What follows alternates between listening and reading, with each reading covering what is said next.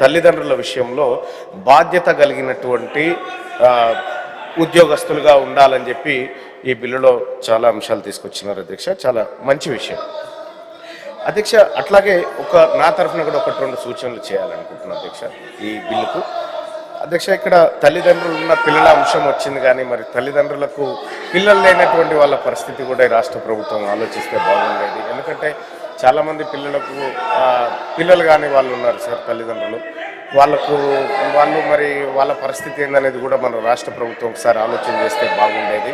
అలాగే సార్ ఈ చట్టం గతంలో కూడా అస్సాంలో ప్రణామ్ అనేటువంటి చట్టం పేరుతో అప్పటి కాంగ్రెస్ పార్టీ, భారతీయ జనతా పార్టీ ప్రభుత్వం ఈ 2017లో తీసుకొచ్చింది సార్. ఈ చట్టాన్ని తీసుకొచ్చినటువంటి సందర్భంలో కూడా అక్కడ ఒక సీరియస్ డిస్కషన్ జరిగింది.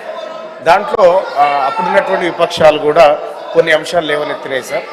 అదేంటంటే సార్, ఇక్కడ ఒక గ్యాప్ పెరుగుతూ ఉంది, తల్లులకు పిల్లలకు మధ్య నమ్మకం లేనటువంటి విధంగా ఈ చట్టం వస్తుంది అనేటువంటి చర్చ చేసినప్పటికీ కూడా ఈ అల్టిమేట్గా ఈ దేశంలో సార్ తల్లిదండ్రులకు మాత్రం రక్షణగా ఉండాల్సింది పిల్లలే సార్. పిల్లల రక్షణతో పాటు సార్ మరి పెళ్లి చేసుకోకుండా ఉన్నటువంటి వాళ్ళు వృద్ధులుగా ఉన్నారు చాలామంది.